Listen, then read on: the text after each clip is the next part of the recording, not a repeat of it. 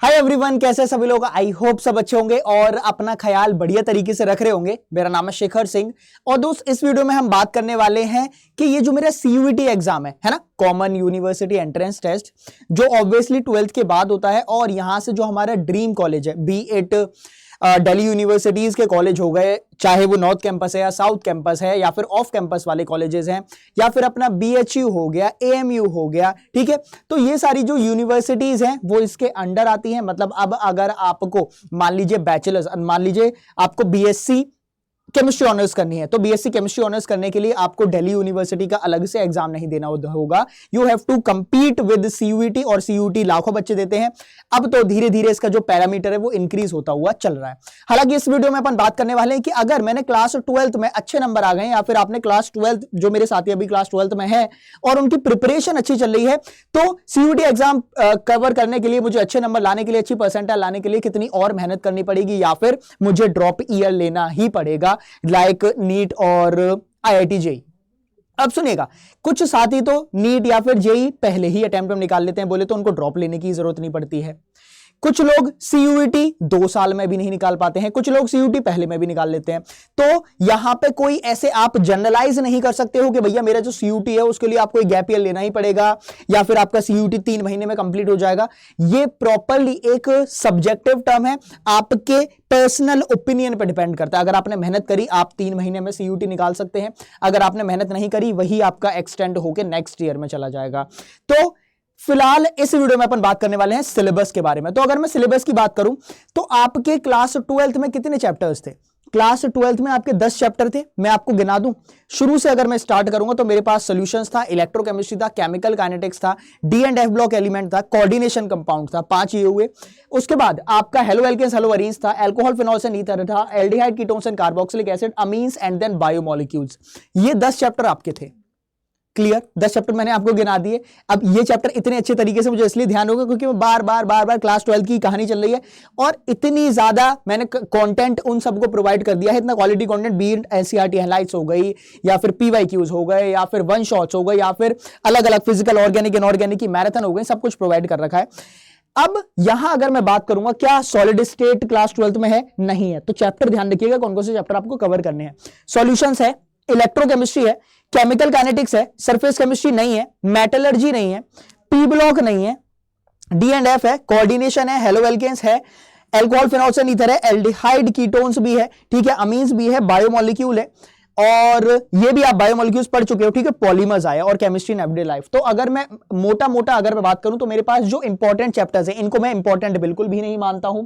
अभी के लिए जो मेरे पास इंपॉर्टेंट चैप्टर्स हैं जिन पे आपको बहुत ध्यान देना है, अलग से पढ़ने हैं, वो मेरे पास सिर्फ और सिर्फ कितने हैं? यहां से अगर आप देखोगे तो पी ब्लॉक 1, 2, 3 और यहां से आएगा मेरे पास 4, सिर्फ और सिर्फ 4 चैप्टर ऐसे हैं जिस पे आपको बेहतरीन ध्यान देना है।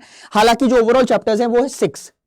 तो 10 के साथ साथ आपके 6 चैप्टर और इंक्रीज हो गए, सिर्फ और सिर्फ 6, जिसमें से आपका सॉलिड स्टेट, जो कि मेरा फेवरेट है, सॉलिड स्टेट मैं आपका कराऊंगा, उसकी टेंशन मत लीजिए। मतलब कराऊंगा तो मैं सभी, लेकिन इस वाले चैप्टर को ना आप मेरे पे ऐसे समर्पित कर दीजिए, क्योंकि सॉलिड स्टेट में मैं आपके वॉइड्स दिखा दूंगा कि ये रहा टेट्राहेड्रल वॉइड, ये रहा मेरे हाथ में टेट्राहेड्रल है या ऑक्टाहेड्रल है, पूरे दिखा दूंगा, दिखा देता हूं मैं, ठीक है। तो सॉलिड स्टेट की आपको टेंशन लेने की जरूरत नहीं है।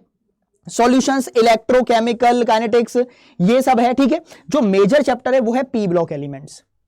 पी ब्लॉक एलिमेंट्स मुझे पता है तुम लोगों ने सोच के रखा है कि सर रटना पड़ता है, ये रटना पड़ता है, लेकिन अगर मैं प्रीवियस स्टूडेंट्स की बात करूं तो इन लोगों ने, जो मेरे पास एनटीए एग्जाम कंडक्ट कराती है, नेशनल टेस्टिंग एजेंसी, तो इन लोगों ने जो पी ब्लॉक एलिमेंट है वो फॉलो किया है एनईपी के अकॉर्डिंग, केस बेस्ड स्टडी के अकॉर्डिंग। मतलब नेशनल एजुकेशन पॉलिसी ये बोलती है कि अब आपको चीजें रटनी नहीं है। इसका मतलब क्या है कि पी ब्लॉक से बहुत समर्पित, बहुत डेडिकेटेड, बहुत कॉन्सेप्चुअल क्वेश्चन आता है। एक्सेप्शन वाली चीजें ये लोग धीरे धीरे खत्म कर रहे हैं, है ना। तुम्हें लगता था पी ब्लॉक एक्सेप्शन का है, रटने का है, नहीं, आपको क्वेश्चन मिलेगा, बहुत प्यारा क्वेश्चन आएगा, अच्छा क्वेश्चन आएगा, ठीक। अब मैं थोड़ा सा और आगे बढ़ता हूं। जब आपका ये कवर हो जाएगा तो डी एंड एफ करा दिया है मैंने। कोर्स बिल्कुल भी इंक्रीज नहीं हुआ है, ना डिक्रीज हुआ है। अगर आपने 10th मतलब जो 10 चैप्टर कंप्लीट कर रखे हैं क्लास 12th के, तो आपको बहुत ज्यादा आपको मेहनत करने की जरूरत नहीं है नेक्स्ट 3 मंथ्स में, क्योंकि ऑब्वियसली आपका पेपर है वो फेब या फिर मार्च में खत्म हो जाएगा, अप्रैल, ठीक है, मार्च में हो गया तो 3 महीने, मैं अभी से लेके चल रहा था, लेकिन अगर वहां की मानी जाएगी तो आपके पास आधा मार्च, पूरा अप्रैल और आधा मई मान लो, तो अपने पास मतलब ऑलमोस्ट 1.5 से 2 महीने होंगे, मतलब 70 डेज मान के चलते, 70 दिन होते हैं आपके पास। तो 70 दिन में तुम्हें सिर्फ और सिर्फ 6 चैप्टर करने हैं, आप इजीली कर सकते हैं। कैसे करना है, क्या करना है, उसके लिए यहां पे मैं आपको बताता हूं, अभी बस बने रहिएगा। मैंने आपको सिलेबस बताया, ठीक है, थोड़े बहुत चेंजेस हो गए थे, अभी भी चेंजेस हो गए हैं, इन्होंने 1-2 टॉपिक इंक्रीज कर दिए हैं, पर वो आप इजीली कर लोगे, वो आप इजीली कर लोगे। अब ये सब करना कैसे है मास्टर, क्योंकि सिर्फ और सिर्फ केमिस्ट्री से काम नहीं चलेगा, सिर्फ और सिर्फ फिजिक्स से काम नहीं चलेगा, सिर्फ और सिर्फ मैथ से काम नहीं चलेगा। यहां पे सीयूटी में आपके क्वांटिटेटिव एप्टीट्यूड भी आती है, रीजनिंग भी आती है, कुछ कुछ करंट अफेयर्स के भी क्वेश्चन पूछ लेते हैं। तो उसके लिए आपको डेडिकेटेड पढ़ाई करनी पड़ेगी, एक प्लेटफॉर्म ज्वाइन करना पड़ेगा जिससे आपको हर चीज क्रिस्टल क्लियर होती हुई चले। तो अगर मैं उसकी बात करूंगा तो आप लोग फटाफट से पहले अड्डा 24/7 पे आएंगे, ठीक है, आप लोग यहां पे अड्डा 24/7 पे आएंगे, और 1-2 चीजें मैं आपको फटाफट से बताता हूं, वो सुनिएगा।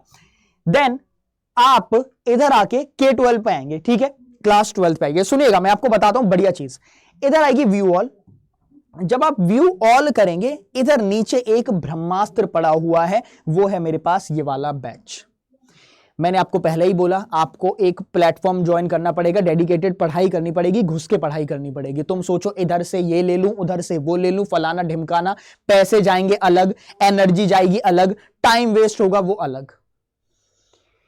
हमने आप लोगों को पहले ही बता रखा है कि ये जो सीयूईटी है, सीयूईटी स्टार्ट ही अड्डा ने किया था, है ना। अड्डा ने ही पहले आपको ये बताया था कि भैया ऐसा कुछ एग्जाम भी आ गया है। वहां से हम लोगों ने धीरे धीरे चीजें इकट्ठा करके और अब इस लेवल पे पहुंच गए हैं कि वो जो सीयूटी वाला एग्जाम है, हम उसके फ्लैग बेरर हैं। फ्लैग बेरर मतलब अगर आप हमारा रिजल्ट देखोगे तो 3000 प्लस हमारे 100 परसेंटाइल्स आती हैं, सेम गोज विद 99 परसेंटाइल।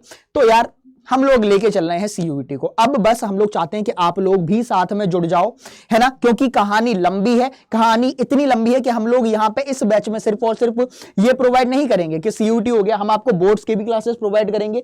बाकी जो सीयूटी की क्लासेस होंगी वो लाइव फॉर्मेट में आपको मिलेंगी, लाइव एज इन कि आपकी यहां पे चैट चल रही होगी, कोई डाउट होगा, कुछ भी होगा, आप डाउट भेज सकते हैं, ऑडियो कर सकते हैं, सेम ऑडियो कॉल करके कि सर मास्टर ये चीज समझ नहीं आई, तो सब कुछ आपके लिए हमने प्रोवाइड कर रखा है। और यहां पे सिर्फ और सिर्फ इतना नहीं मिलेगा, आपको ई बुक्स मिलेंगी, सैंपल पेपर्स मिलेंगे, PYQs, मॉक टेस्ट, सब कुछ रहेगा। हर साल सेम है, हर साल हम इंक्रीज करते हुए चल रहे हैं। अब हमारे लाइव मॉक टेस्ट होते हैं कि मैं यहां खड़ा रहूंगा, आपको मैं क्वेश्चन दूंगा, आप सॉल्व करोगे, यहां पे मालूम पड़ जाएगा किसका गलत है किसका सही है, तो वो चलता हुआ चलेगा। क्लियर है। तो ये चीजें आपको ध्यान रखनी है। अगर आपको कोई अच्छी यूनिवर्सिटी में जाना है, आपको जाके दिल्ली के नॉर्थ कैंपस में बैठना है, मैं खुद आपका एक गवाह हूं, हिंदू कॉलेज नॉर्थ कैंपस, ठीक है, जाके सुदामा की चाय पीनी है, क्योंकि सुदामा की जो चाय है वो तभी अच्छी लगती है जब आप नॉर्थ कैंपस में पढ़ाई कर रहे हो। दूर से अगर आप सुदामा की चाय पीने जाओगे तो मजा नहीं आएगा। समझ में आ गया। या फिर आपको वो जो मेरा साउथ कैंपस है, साउथ कैंपस के जो वेंकटेश्वर कॉलेज है उसके सामने अगर आप उस लेन में जाओगे तो वहां मजा आता है, वहां रहने में तभी अच्छा लगता है जब आपका कॉलेज पार करके वेंकी या फिर ARSD हो। तो ये चीजें तभी अच्छी लगती हैं जब आप मेहनत करोगे, और मेहनत करने के लिए आपको थोड़ा बहुत पढ़ाई तो करनी पड़ेगी, ठीक है। इतना आसान नहीं है, कंपटीशन बहुत ज्यादा है, क्योंकि इतने सारे लाखों बच्चे हैं जो 12th के बाद बैचलर्स करना चाहते हैं, कहीं ना कहीं ज्वाइन करना चाहते हैं। तो ऑप्शंस 3 ही हैं, पहले 2 थे, अब तीसरा जुड़ गया है और बहुत अच्छा ऑप्शन है। अब सुनिएगा, 4164 का दिखा रहा है, पर आप कोड यूज करिएगा Y787, सेम बैच आपका 4066 का हो जाएगा। बिल्कुल मिनिमम प्राइस है। यहां पे आपको इतनी 7 फैकल्टीज मिल रही हैं, PCMB विद इंग्लिश और क्वांट रीजनिंग के साथ साथ आपके करंट अफेयर्स वाले सर और मैम भी हैं, वैशाली मैम और अमित सर। तो ये चीज आपको मिलेगी, ठीक है। कोड यूज करना मत भूलना, जिससे आपको डिस्काउंट भी मिलेगा, साथ साथ आपको 1-to-1 मेंटरशिप मैं प्रोवाइड करूंगा इस कोड के साथ, है ना, क्योंकि फिर आप मेरे से जुड़े रहेंगे। और वो जो मेरा वहां पे जो मैंने 3 साल गुजारे हैं नॉर्थ कैंपस में, उसकी मैं कहानी आपको बताता हुआ चलूंगा, और बताता हुआ चलूंगा कौन सा कोर्स आपके लिए अच्छा है, कौन सी स्ट्रीम आपके लिए अच्छी है।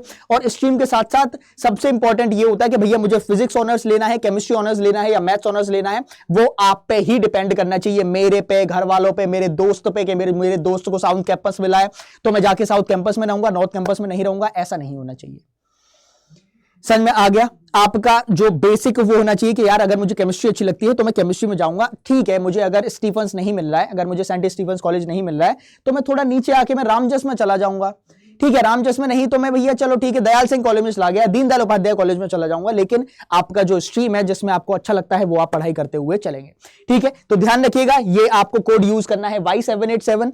ये प्राइस है, बैच आपका जस्ट शुरू ही होने वाला है, मैं नहीं चाहता कि आप क्लासेस मिस करें, तो फटाफट से एनरोल करिए। और वो जो हमारी कहानी है जो हमारी बोर्ड में भी चली है, जो संकल्प वाले साथी हैं उनको भी पता है कि अभी अपन लंबा चलेंगे। हमारा ये शॉर्ट टर्म गोल नहीं है कि भैया ठीक है बस बोर्ड्स में नंबर आ जाए ना, अपन को एक सीट फिक्स करनी है किसी सरकारी कॉलेज में, जिससे हमारे घर वालों पे भी उतना बोझ ना पड़े, घर वालों पे बोझ ना बने, हम हर एक सेमेस्टर की फीस 3-4 हजार इतने देते हुए बहुत आसानी से पढ़ाई करते हुए चले और उसके बाद अपनी अच्छी प्लेसमेंट हो जाए, जिससे हम घर वालों को और मदद कर सकें। ठीक है, ये सारा जरिया यही है, बने रहिए, वैलिडिटी 6 मंथ्स है।